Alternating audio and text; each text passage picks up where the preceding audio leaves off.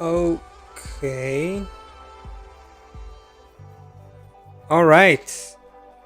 All right. All right, we just made it through an asteroid field. We Woof. yeah, that was we had to we had some troubles with the broadcast. If by any chance you guys are tuned in just this moment, we had to Seth and I had to go to travel through time and space to a different kind of dimension for a second there. And you know how it works when you get stuck in these time loops, then reality, you discover that reality is not what you think of, and then you start contemplating your own existence and reality and where you are and who it is. And but finally we got back. So hello everybody. Yeah, I see that some folks are still with us. All right. Some are welcoming us back. All right, so Okay, where are you so I could find where you're looking? You in uh, TGT or Kabbalah.info? I'm looking at both. Yeah, I'm Okay, looking at good. both. All right, cool. All right.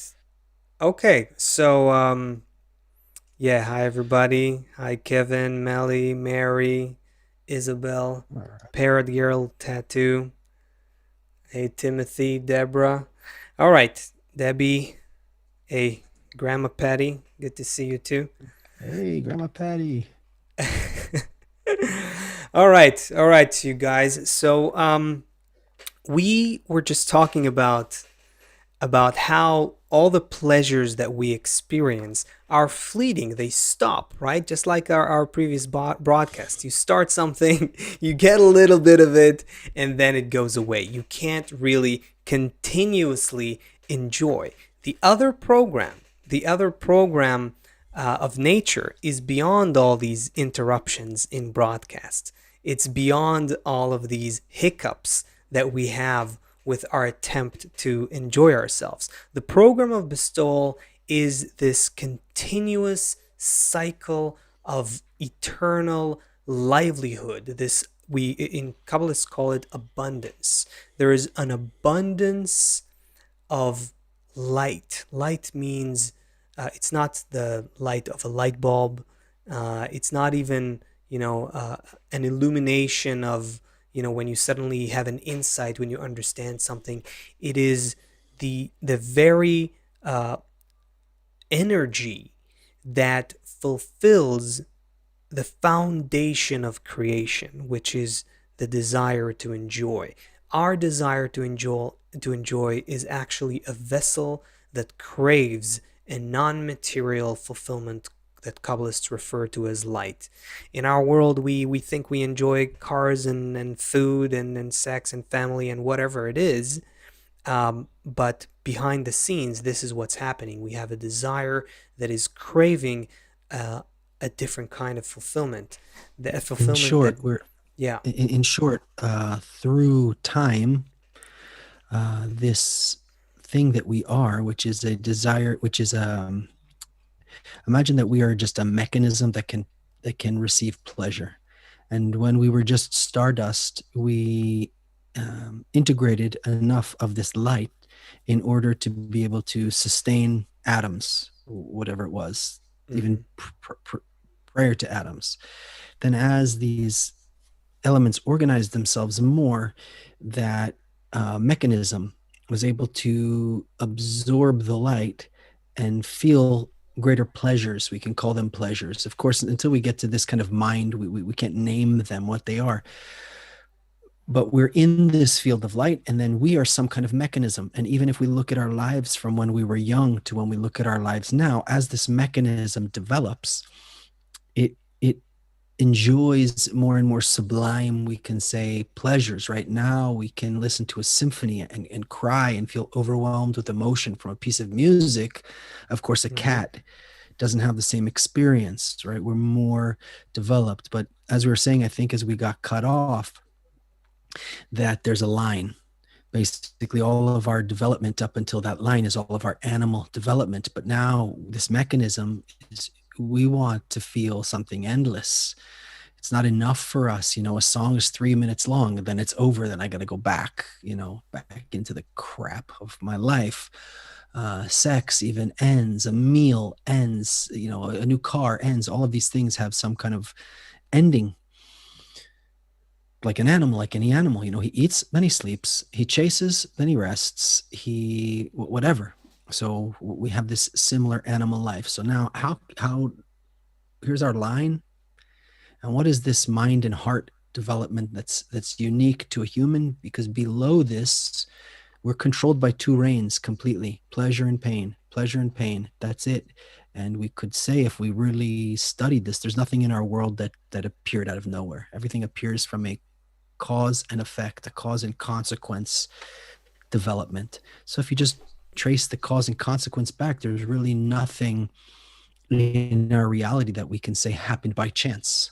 If you had a big enough computer that can calculate each and every detail, then, I mean, how many billions of dollars did it take to send a ship to Mars? I mean, there's so many pieces of information that they're calculating. I guess if you threw enough money at it, you could kind of start to maybe build something that could even, I bet if we put the best psychologists and physicists in a room, like the Truman Show, you could like look at a person and even like know each and every decision that a person would make based on studying their parents and their history and all of the things in their Mhm. life.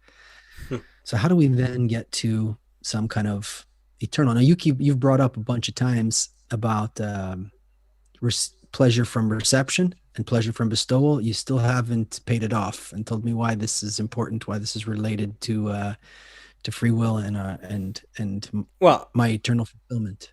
I hope, first of all, I hope the drama of this paradox that we live in is clear to everybody. You know what I mean? Like, we want endless pleasure, and yet we're stuck in a program that only gives us fleeting pleasure. That's the thing. That's what I'm trying to stress. This is the conflict of perception and human perception and human experience. We are desires to enjoy. We want to have fulfillment. We want to be always happy. That's what we want to be. No one wants to be unfulfilled. No one wants to be, in a state of deficiency and deficit.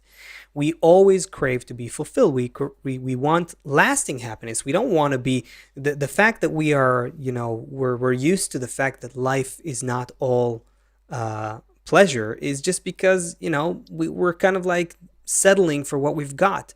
But if you were to design a different human experience, you would aim for, full time pleasure, 100% all the time.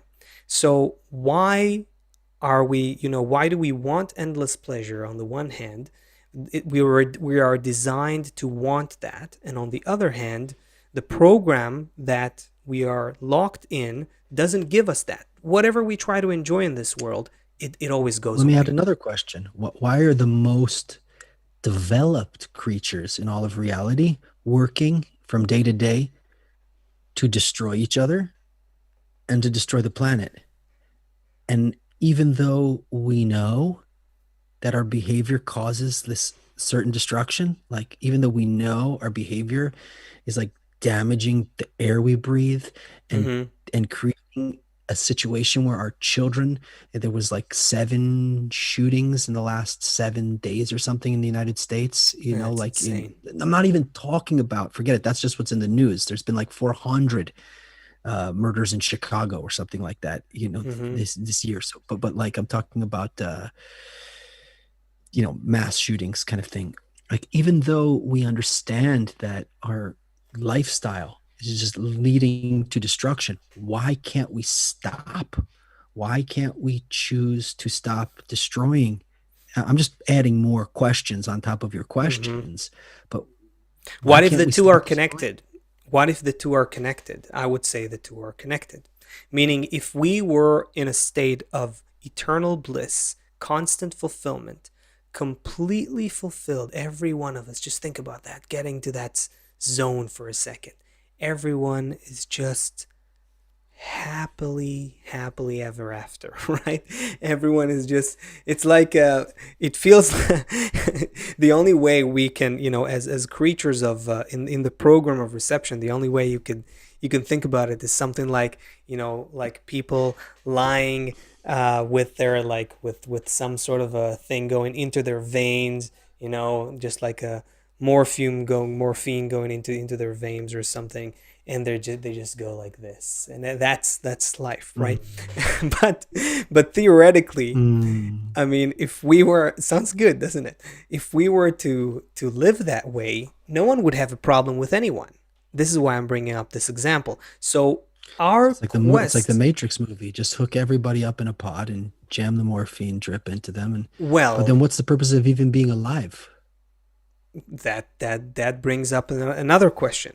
I'm just saying, if everyone were to be fulfilled, eternally fulfilled, no one would have a problem with anyone. Because the only reason we make a move, the only reason for movement in the world, for changes, for any kind of exertion of energy from state A to state B, any kind of change to happen, is only because there is a lack that I feel in state A, and there is some fulfillment that I crave, that I aspire to, that I hope to get in state B. That's the only reason to move from one state to the other, right? I wouldn't even move my hands or, take a breath if I didn't expect to get some fulfillment from it.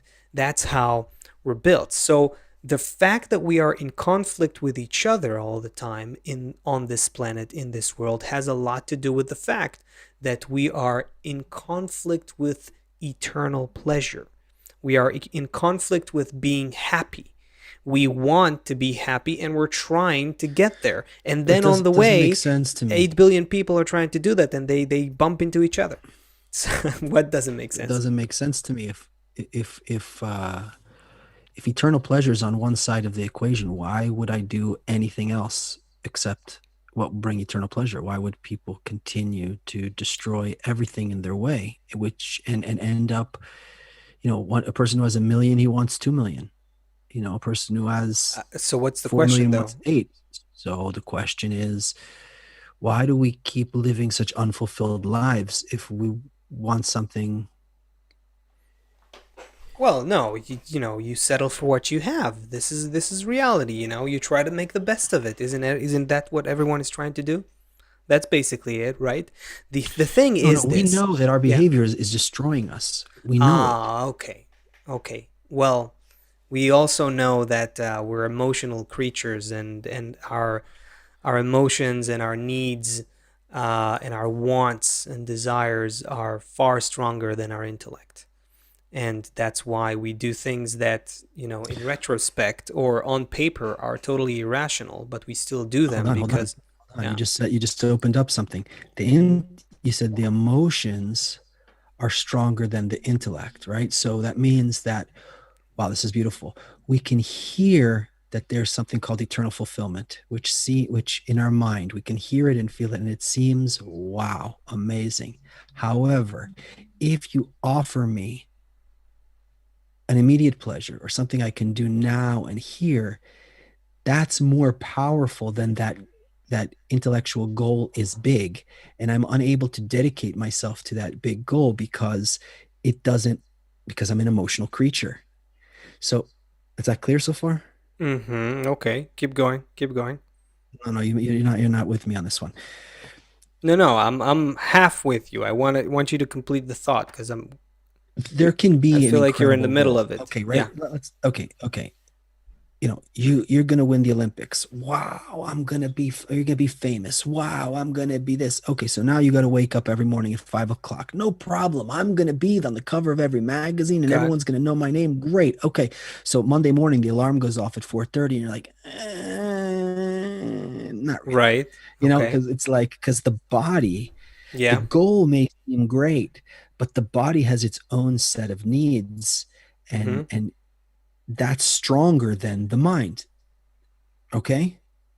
So Yes. if we can attach some kind of emotion to that great goal, Mm-hmm. that the desires can because all those thoughts, the reason they're not strong enough is because if we were burning for it can't just be a thought by itself. The desire for that sublime goal has to accompany it. That burning for that, if we woke up in the morning and we were burning for it, then that's stronger than just the alarm clock. But to wake up and just have some thought, that it's that not what you enough. what you're touching on right now is really the the one thing that differentiates between humans and animals, and that is that we are capable of aiming for a um, a great goal that we build for ourselves using human consciousness, human imagination. We can build it up and to the point that we can agree to a certain amount of exertion and labor and even suffering and pain right now in order to move towards a greater goal in the future. That kind of complex calculation based on human imagination does not exist in humans. When It the you know what I mean? The animal doesn't exist calculates. in animals, Yeah, yeah. What did I say? Doesn't exist in humans. humans. Yeah, yeah. That's what exists in humans and does not exist in humans. The animals in animals. I'm sorry. Again, the animals calculate very simply. Present pleasure. Let's put it like this: present pleasure versus present pleasure. Oh, this grass is better. I'm gonna go there. The human calculates future pleasure versus present pain, and the future pleasure is amorphous. It's imaginary. It is envisioned. So when we build it up, we can even agree to study 7 years with for being a doctor in order just to have this MD label at the end of 7 years. We're able to do really big things that require a lot of planning and effort and investment without seeing results right away, simply because we can calculate that the imaginary reward is greater than all of even 7 years of whatever, just as an example. Yeah, someone who wants to study to become a doctor, we can calculate years of effort as opposite some future benefit. That that's something that when ants save food for winter or something like that, it's all instinct. There's no calculation based on imagination there. There's no thing like that. They don't So need to. but Yeah. there's this kind of there's so many movies about this where like a person, he there was a movie with I think Leonardo DiCaprio or something like that. It was such a well done movie, but it was so stupid, I felt. It was an Which one? incredible movie, but Which one? it was like somebody killed one of his relatives, and then he spent the next 2 hours like going through like cutting open a horse and sleeping inside of a horse and trekking through the snow to just to get revenge. Like he was able to suffer everything just to get Mm. to just Right. to So for that's character. revenge. I don't know the movie, but I can imagine that this is characteristic of humans, right? This is something that we can. Yeah, revenge is an interesting. That's a He very was willing to classic theme. freeze and lose Classic theme toes in and movies. frostbite, Yeah. sleep inside of a dead animal, and eat, berries Okay. and get This just in. just to get Chris revenge. says it's the Revenant. The Revenant. Revenant is the film you're talking Okay. about. Anyway, it Anyways, was a crazy movie, but it was such a dumb, emotional. I'm like, you're gonna spend your whole life just to kill a guy who. I'm anyway. The yeah, point dude, is but that like killed something hundreds more. of these Hollywood movies, it's all about just revenge. Revenge. It seems Yeah, like it's a yeah. I really didn't. I also didn't. Never really got it. Like, why is that? Why are these? Why is that a justifiable aim? Sometimes. Anyway, but Hollywood that's a needs very to make. They human need to thing, make is to be movies. able. They need to make money. The Where were we? Humans. Yeah, it's unique to humans. You're talking about Yeah. deferred gratification, as I think is Mm. why I brought that up. Yeah, delaying. delaying gratification. The Timothy asks us a question here that I think is going to really help us open this up. And let's give us a few minutes here to go overboard here What time because are we of going to, by the way? Because we're well, at what? our normal almost. Yeah, I What's our mean, we timeline? Time for let's give us like a 10 minutes to try to come to some kind of a conclusion with this that'll be okay, sufficiently sufficient for this session. And I think we're gonna have to get okay. back to it next week, I think. In any case, Timothy's asking this: what limits us from perceiving the path towards infinite pleasure, and what is its purpose? Good. I think that's a really good one. That's a deep question. Basically, what is the thing that we need to do in order to move from this program that is limited, where we can only get limited pleasure through our five senses in this material world: food, sex, family, money, honor, power, knowledge, whatever it is, it's always limited pleasure.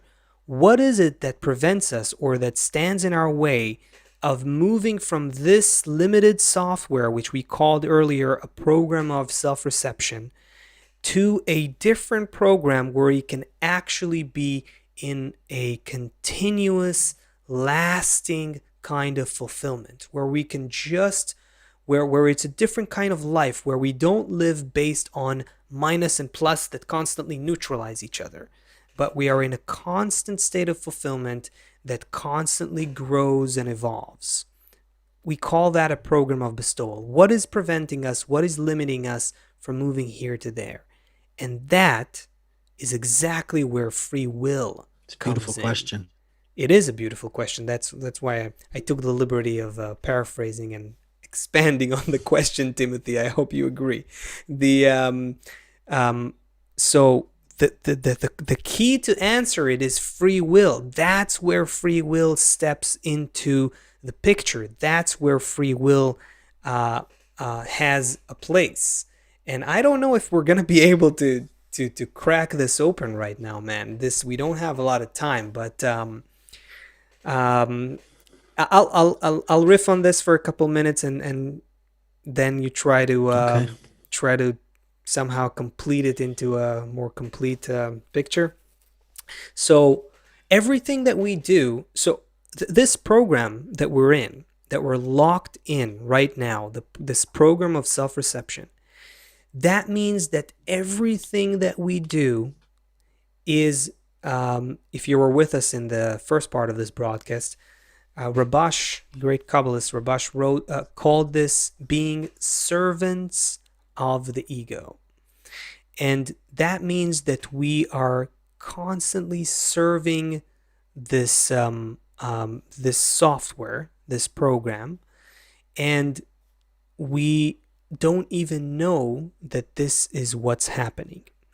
When we are introduced into the idea, like right now, right, we're hearing that there is a different program, or when a person starts asking, what's the meaning of this program that I'm in right now?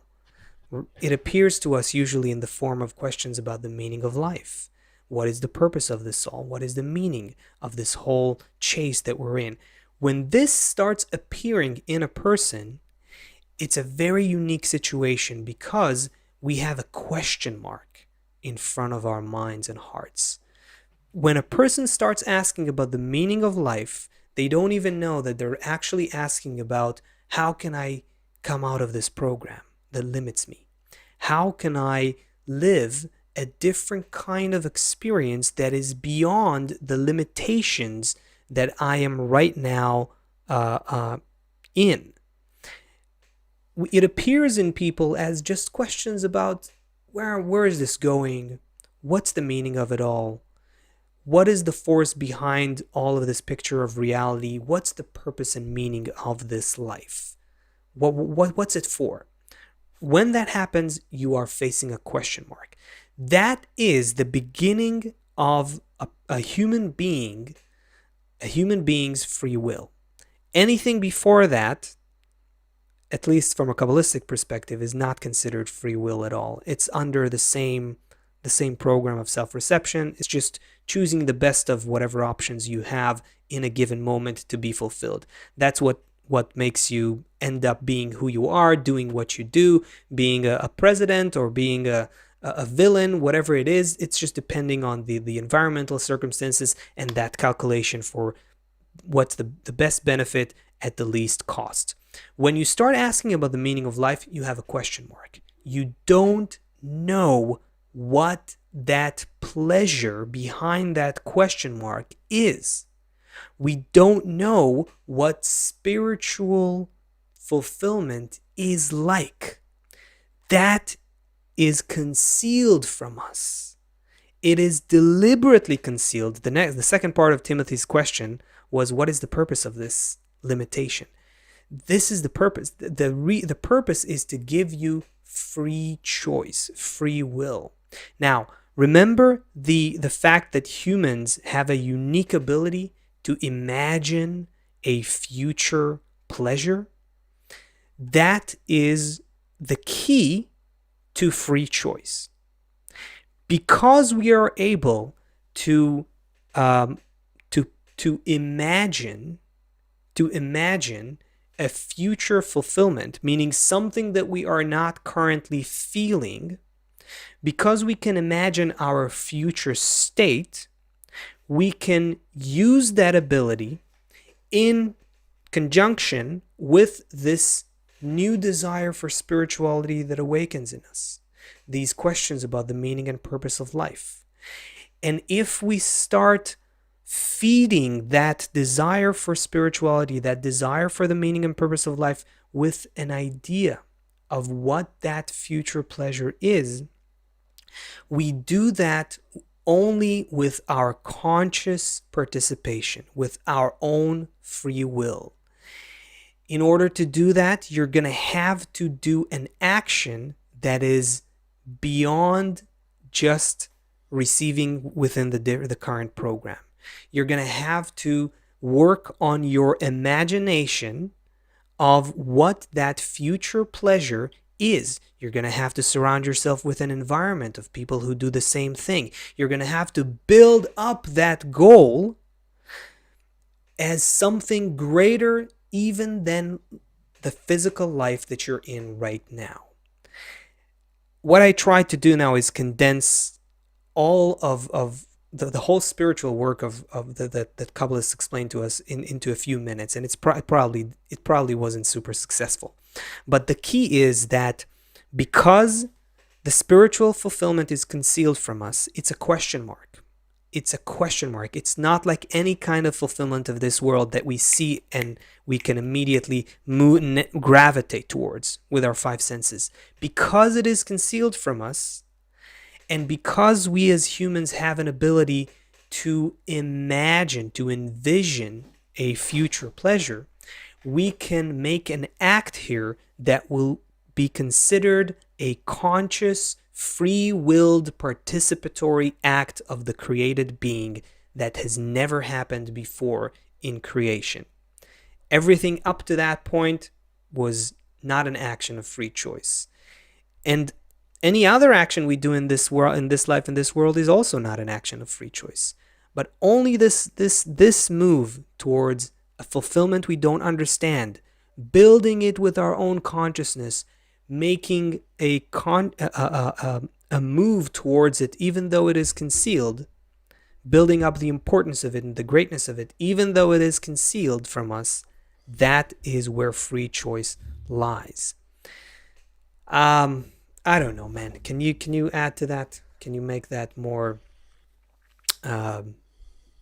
more tangible for? I went to a very inner work kind of angle on this. Yeah. Maybe there's a different there's many angles we can take on this. Let me kind of just flip it around and look from another side, and then hopefully between looking at it from the two eyes, we'll be able to see something. Eventually, we discover that we don't have a complaint against anyone in reality, because eventually we discover that everything that's happening is a result of a cause and effect process. that's ancient. Um, we have this old medulla oblongata. You know, it's Mm-hmm. all of Yep. these concepts we get from our parents. All of these, you know, we might not have the language from them, but all of these images in our subconscious we're receiving, and then from our education we're receiving, and um, so eventually, and everyone is being governed by these two reigns, pain and pleasure. So at some point, we don't have, you know, we discover that nobody has free will at all. Everybody is just moving according to this program, and we're inside of this program. But then we here are becoming conscious of the program.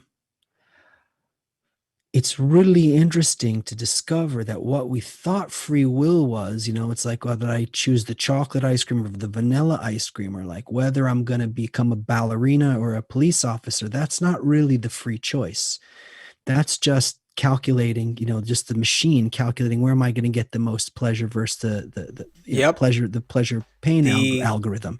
the Uh, seeing mhm. all be the all seeing accountant that we all have in the Right. back of our minds. Exactly. Each of us has some accountant back there just constantly calculating the pleasure and pain. And so Yeah. the free choice ends up being something completely different.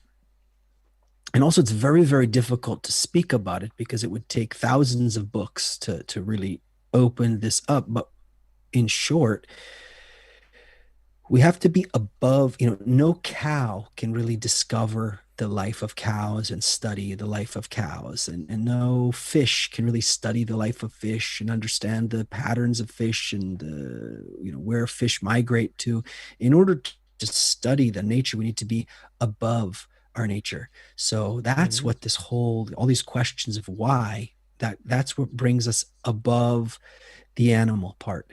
And then we start to say, okay, so I'm inside of this system, and I start to see myself inside the system. And the magic is not that I'm going to one day have free choice to choose chocolate over vanilla, or choose to be a ballerina instead of an accountant.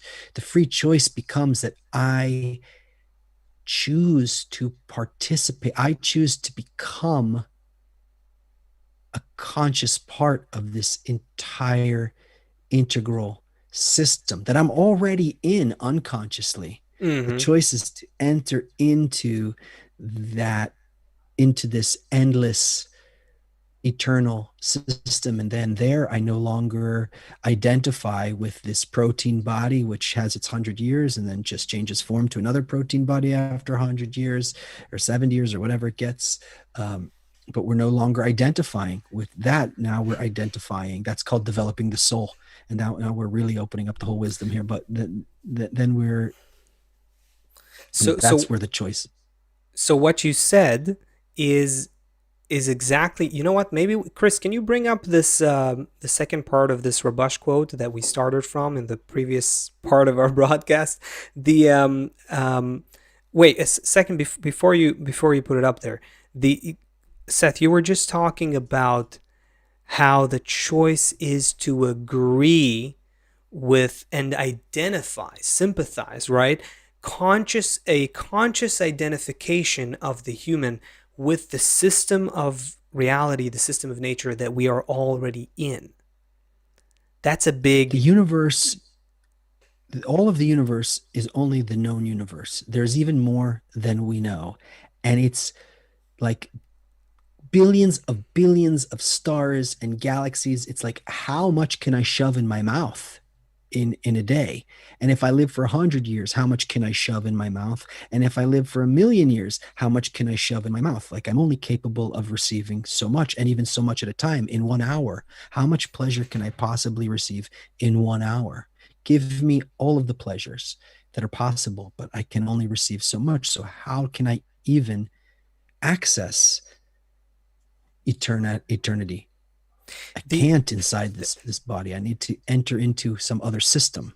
right, but there was actually a different aspect here that excited me. Okay. When Okay. Okay. You're the getting me thing very excited, actually. the what I was excited about is how even it doesn't matter whether we are um, servants of the ego, meaning we are servants of this program of self-reception through which we receive pleasure, or let's say we grow out of that and we start identifying with and operating by the program of bestowal, the program of unconditional complete bestowal.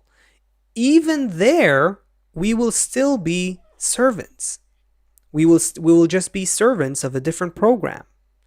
You know what I mean? Like, let's say, to put it simply, right now, I enjoy just, stuffing myself with whatever pleasure I can. It's short-sighted, it's fleeting pleasures, but I do that every day, and that's how I enjoy. This is not, this is not free choice. I'm being a servant of this program, this I'm not egoistic judging. I'm not program. judging you. I'm not judging Okay. you. I'm being a servant of this egoistic program that's running me, right? But let's say I work according to a different program, a program of altruism, a program of bestowal, where everything I do has an intention of doing good to all of reality, to all of creation. Even there, it's still running according to a program. So, isn't that? And so here's the thing. That's what I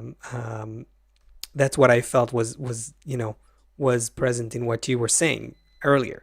Anyway, let's go back to this Rabash quote. I feel he answers it in that quote exactly.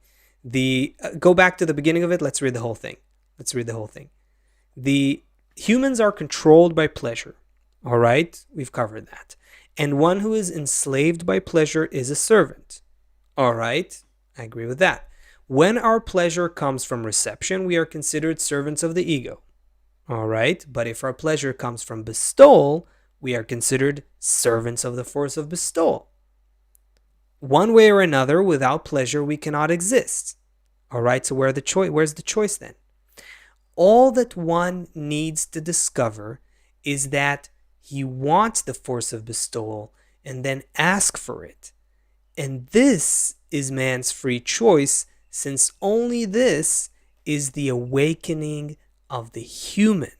Now, how profound and deep is what's encoded into this little quote here? What Rabash is telling us here is that of course, a person who discovers spirituality, who begins to live in this dimension of bestowal, in this intention of bestowal, is also following another set of code, another kind of program, laws of nature, just hidden laws from where we are right now, but they're also following laws. It's also following laws of nature, but making that transition, this awakening from reception towards bestowal, rising from one program to the other, is where free choice actually lies. And that goes back to what we said a couple minutes ago when we tried to crack open where that free choice actually is.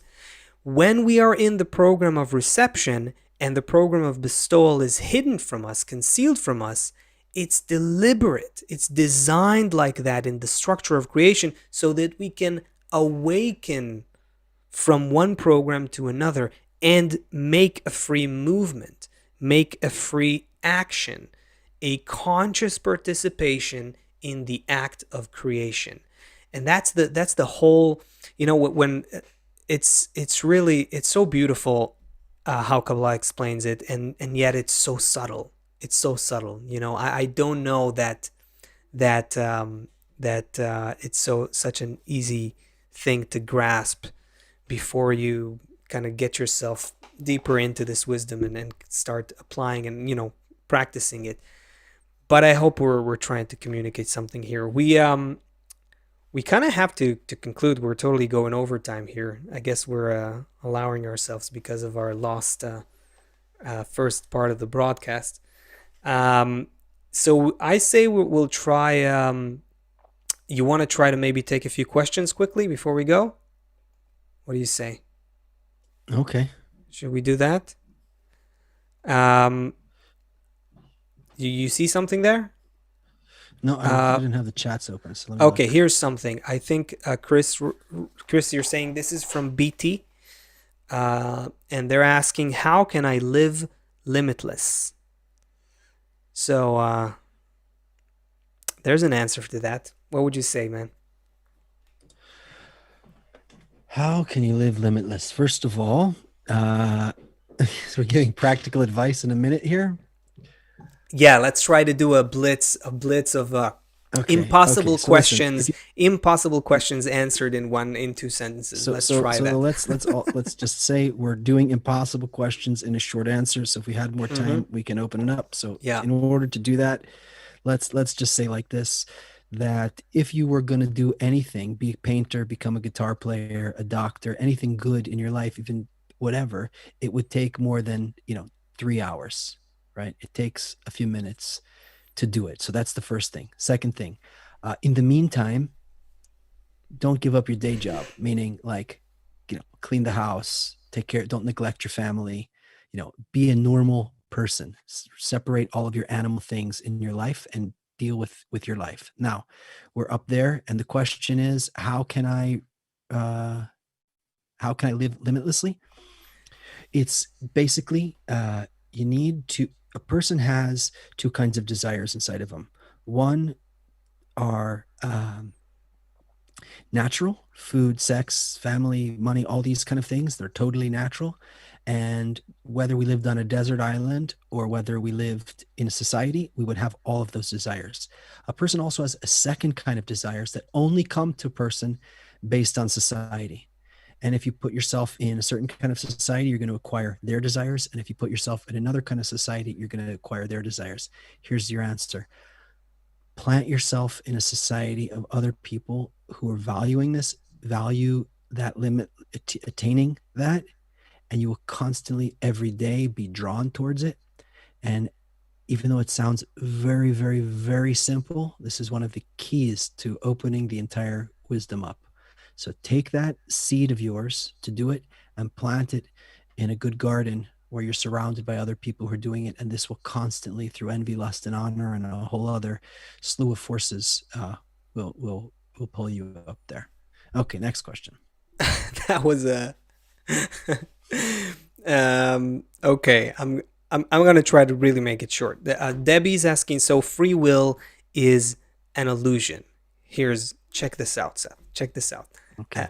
and a short answer, probably not a satisfying one, but I'll try. Free will in our world is an illusion. End of story. Everything we do, think, and feel in our life, physical life, in our with our five senses, is, yes, that's an illusion, but it doesn't mean that it doesn't feel like free choice.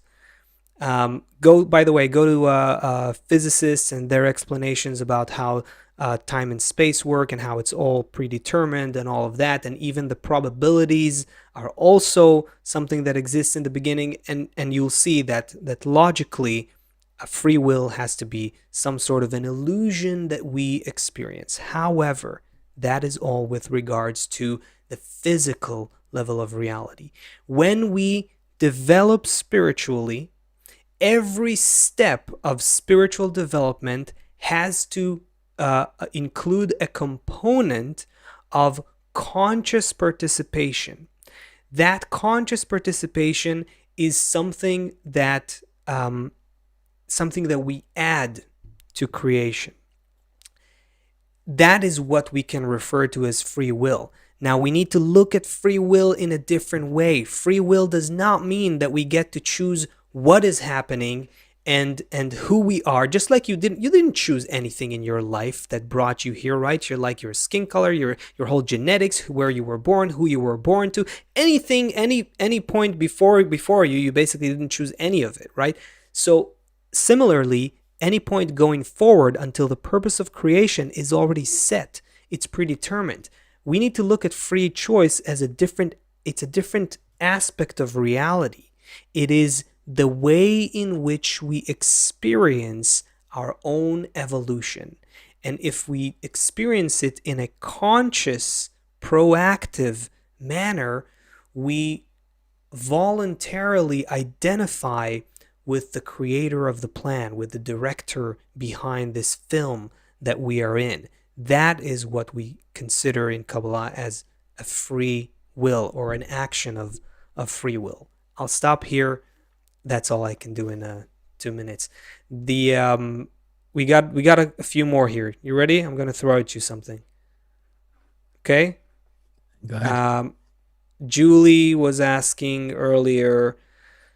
Julie Dehan was asking, where was it? There we go. If we find ourselves as servants of bestowal, does that mean that we've lost our free will?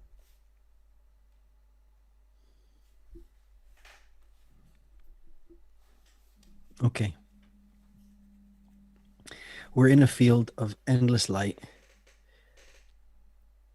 Like, take $1 million and hand it to a little baby. She has no need for it.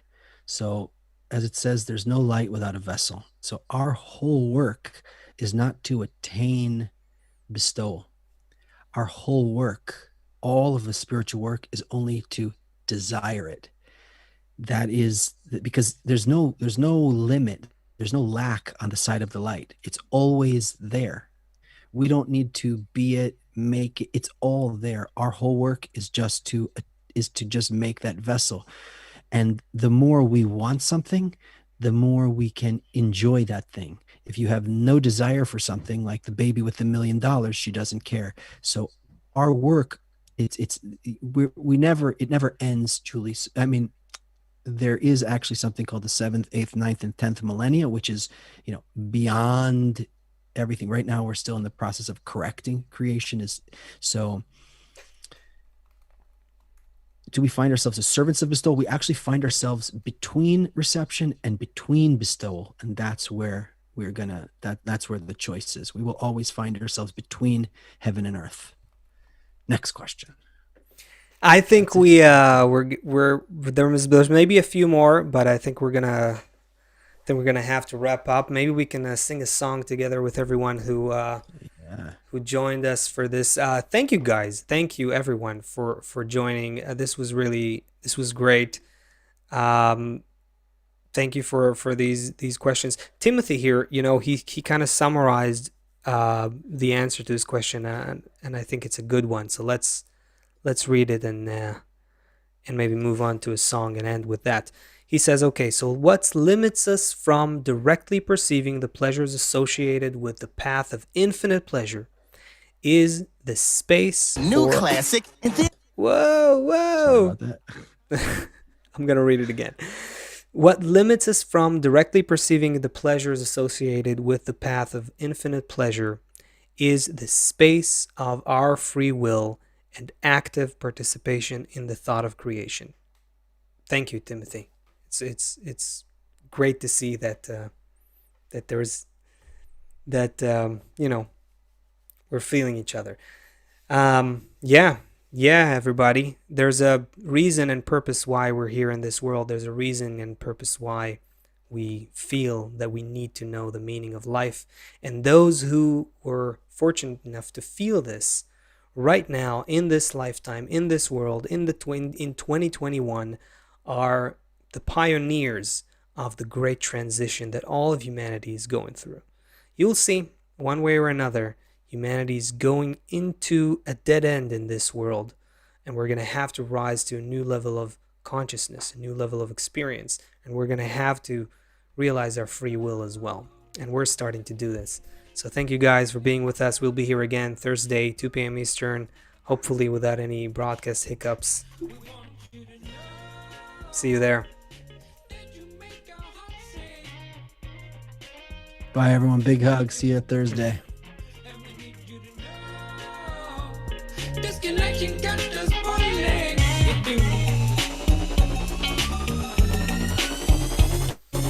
We come to tell you of the future.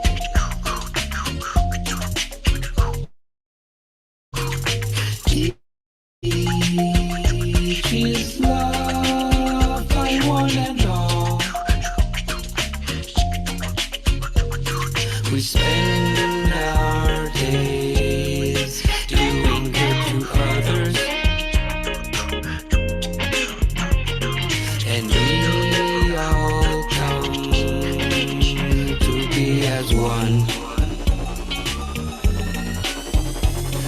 wanna know, do it make your heart sing? We do. We wanna know if we can sing this love song to you. We want you to know that you make our heart sing. You do. And we need you to know we sing this song to bring joy to you. We are living in a world of love. We are singing